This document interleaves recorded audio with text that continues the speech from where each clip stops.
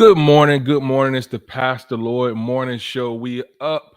It's a great morning. I want to know from you guys just some feedback. I want to know, have you ever been in a situation where you were just excited to be in a place, you were excited because you started a new job, or maybe you found a new mentor, or maybe you found somebody that you admire, and only to find out that there were people around you that were jealous, that tried to set you up. And so today we're going to talk about that. Beware of the setup. It's the Pastor Love Morning Show. Good morning.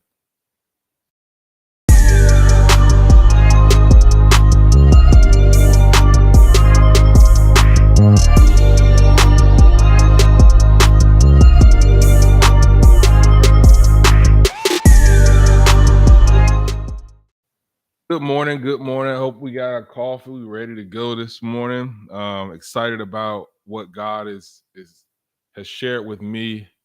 Even just this morning, I was just laying in the bed. I didn't even go to the gym today, just looking at the scripture and just going over in my head, times where I felt like, I was just excited but naive, right? I was excited about doing something, but not quite aware of the traps that were kind of set up before me. So a lot of times, you know, we move into situations off of our feelings and we're not really listening to the voice of God. But I want to talk about that. And I want to talk to you. What kind of traps or setups have been set before you in your past? Um, what do you think about that whole subject? And I also want to solicit your opinion, your a survey, if you will, to find out what things that you like about this show, what things you think that we can improve. I want to definitely be able to move this show to the next level. But I don't want to spend 15 months doing something that does not work. And so I need your opinion. I need your guidance on just certain things. And so let me know. Thank you guys who are joining us via YouTube. We really appreciate it. Thank you guys who are joining us on Facebook. And if you could, we ask you to go ahead and move over to YouTube so that we can reach more people through YouTube. We also have plenty of other videos that we've shared. But we're going to get right into it. So I'm just going to share my screen with you today. And let's see here. We're going to go to 1 Samuel chapter 18.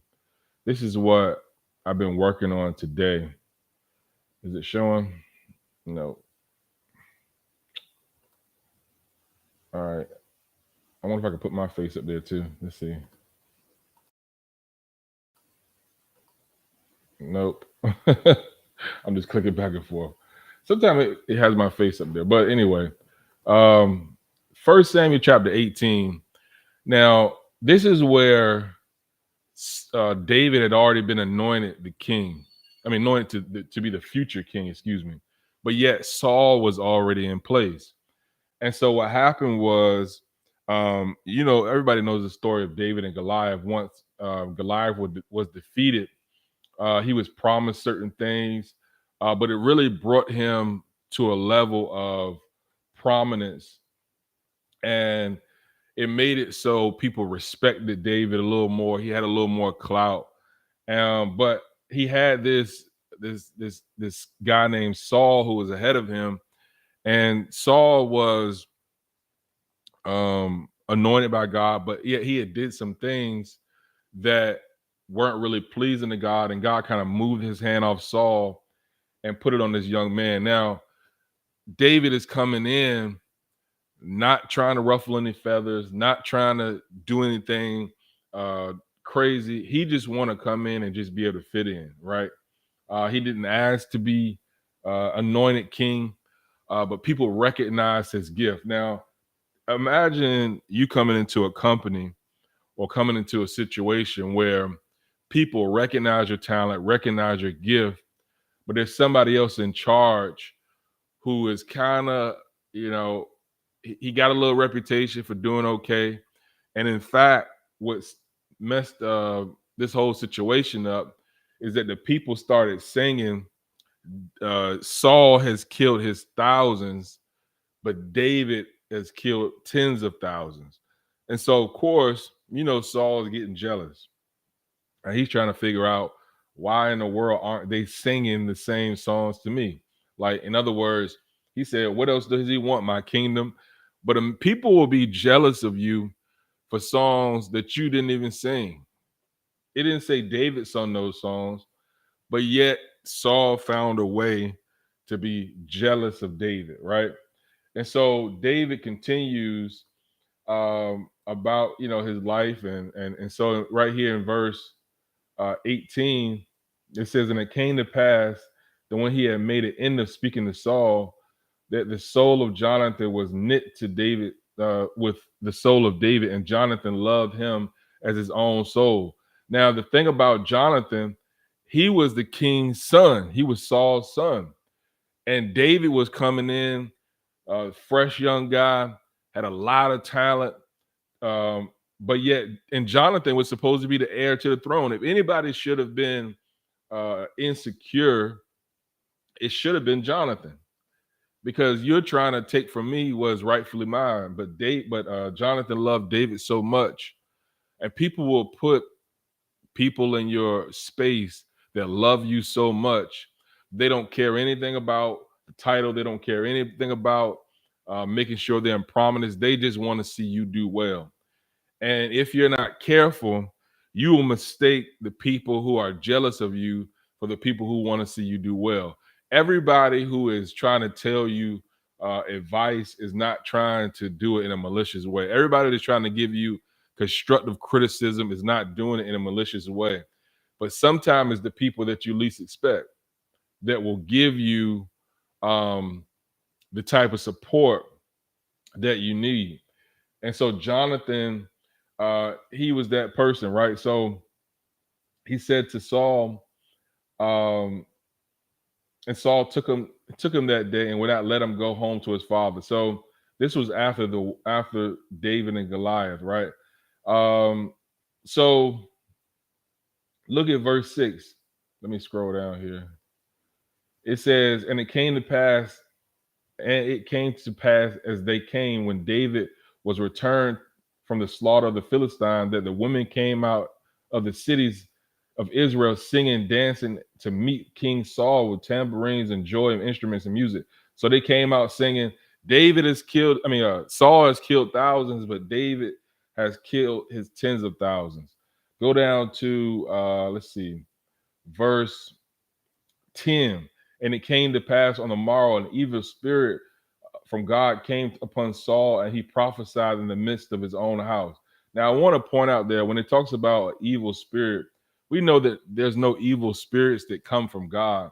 But that word in the Hebrew, just lacking a word that is similar in the English language, just means that he had a anxious spirit. He had, and the thing was, he's going around the house kind of moving kind of crazy.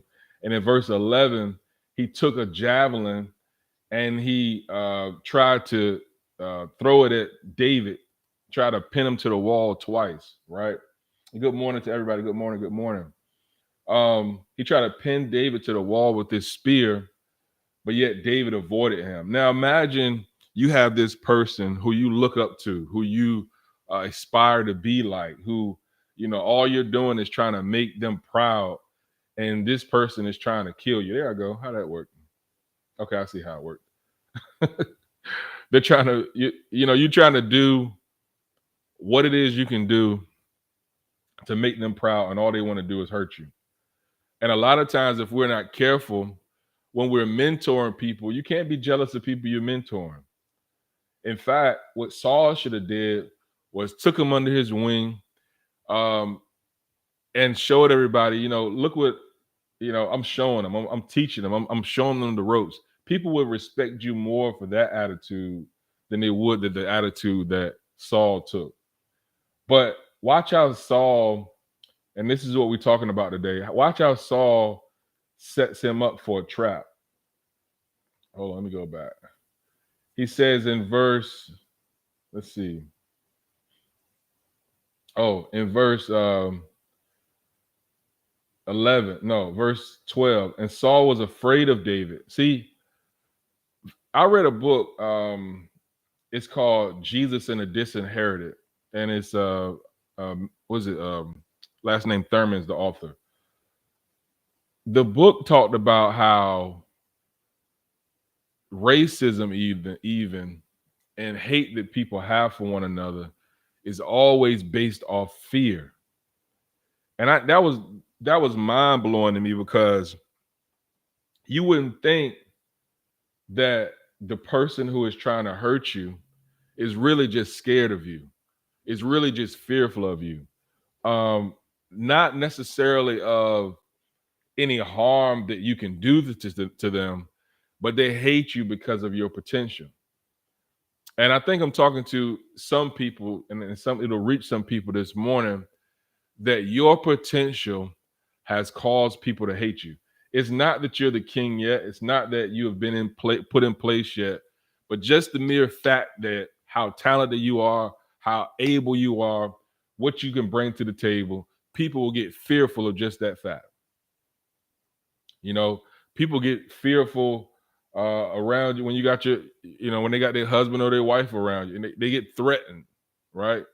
Because maybe they're not secure with themselves as they need to be. So that fear is amazing, right? And it says here in verse 13, after he said that he was afraid of David, therefore removed him from Saul and made him a captain over 1,000. And he went and came before the people. And David behaved himself wisely in all his ways, and the Lord was with him. Wherefore, when Saul saw that he behaved himself wisely, he was very afraid of him. So he became even more afraid when he realized that not only does this guy have talent, not only does he, exude all his potential, but he acts wisely. Now he's even more afraid. He's even more afraid now. It says that he gave him 1,000 men. And I don't know whether that's where the setup started. I don't know the number of men that he was going against with just 1,000 men. But he said to himself, I'm not going to put my hand on David.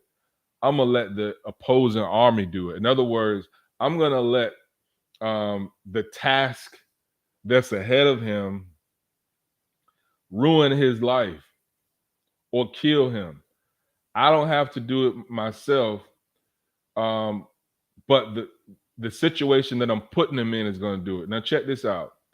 There are a lot of people who expect you to fail. There are a lot of people who will put you in position feeling like it's no way in the world that you're going to be able to do something with this, right? But it's a setup, right? Thank you, Miss Clay. That's right. She got it right. It's a setup. That's the setup. But the funny thing is, what the enemy uses for a setup, God used for a come up, right? Because not only did he take the situation he had and dealt wisely in it, but he was successful. Where is the verse at? It says, well, it's in here somewhere. But David was successful. And not only that, watch this part right here. And Saul said to David, behold, my eldest daughter, Merab, her will I give thee to a wife. Only be valiant for me and fight the Lord's battles. For Saul said, let not my hand be upon him, but the hand of the Philistines be upon him. So he's talking to himself and saying, I'm not going to hurt you. I'm going to let the Philistines hurt you. But he says to David, I'm going to give you my eldest daughter. My eldest daughter, just fight these battles.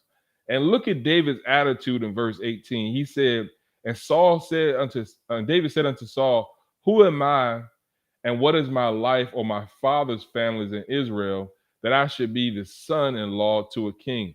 So he's just proud to be the son-in-law of a king.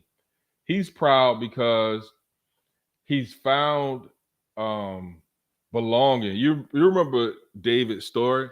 You know, he was out in the field. Nobody was paying attention to him. He was not among the people who would make decisions in the family. He was the least of the ones, and God called him out of the field, cleaned him up, gave him strength, and used the same skills that were used as a shepherd in order to defeat Goliath. And that's what he'll do with us, right? He will put us in a position where the thing that was supposed to be set up for your evil will be set up for your good. And he'll take you from obscurity, and put you in a place of prominence. And David had the right attitude. He's so naive, really, in a way. He's so, green, that he don't even realize that this Saul is trying to set him up. But he is so, grateful that his spirit allows him to do well in everything that he's trying to do. That's something that Saul doesn't have, because he doesn't have that same attitude. And watch this now. And it says he was going to give him his daughter, but he lied, because then it came to pass in verse 19, when Merab, Saul's daughter, should have been given to David, that she was given to another guy, right? So you lying right there. Unmet expectations. But once again, David is so green, he's so wide-eyed, bushy-tailed, that he's not even complaining. He's willing to take he's willing to take the least. And maybe that's the attitude we got to have. Stop trying to protect yourself and let God protect you. Stop trying to y'all setting me up. No. Let God protect you, because what Saul used for a setup, God turned it around for his good. Because the obstacles that were placed before Saul, before David used those obstacles to show his greatness. He used those obstacles to show how powerful he was. If it wasn't for the obstacle, he would not have been able to be as great as he was. And so he says right here, when they found out that Michal, Saul's daughter, which was a younger daughter, loved David, they told Saul, and that thing pleased him. Now, he knew his daughter was a mess. He knew his daughter was crazy. But yet he said, I'm going to marry David off to her, because I know that she'll be, a mess. She'll be a snare to him. And it's nothing worse than being in the wrong marriage. Now check this out. He's sending David to fight, thousands of men. And he said, what's more dangerous than that is if I put him in the house with the wrong woman. Right? He's saying that if I can just get my daughter, because I know she is a mess, in the house with David, then I know for a fact that I'm going to be able to get him to ruin himself, right? And it says, and Saul's servant spake these words in David's ears. Hold on, I skipped something. Yeah, I did. So he gave his daughter to David.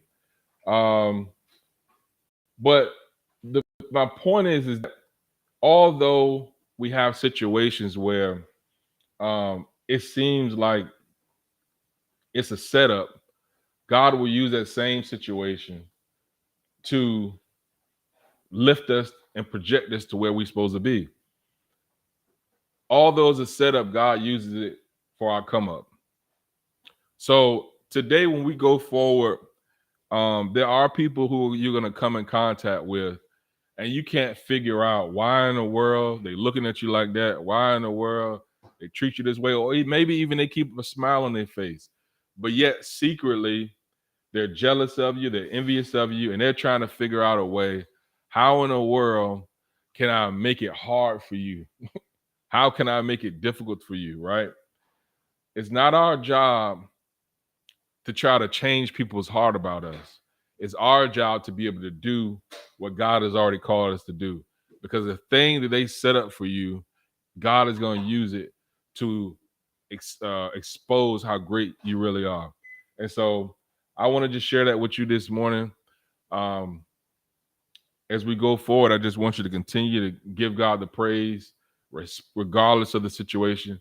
People may come to try to set you up, but look, let's give God the praise, operate accordingly, still love Him, still do what it is you need to do, but understand that God is in the middle of the setup. And so, yes, beware of the setup, but understand that God is using it and He'll flip it for you, just like He did for David. And eventually, the thing that God Saul used, David was able to become king, do great things. In the same way He did it for David, He'll do it for each one of us. Amen.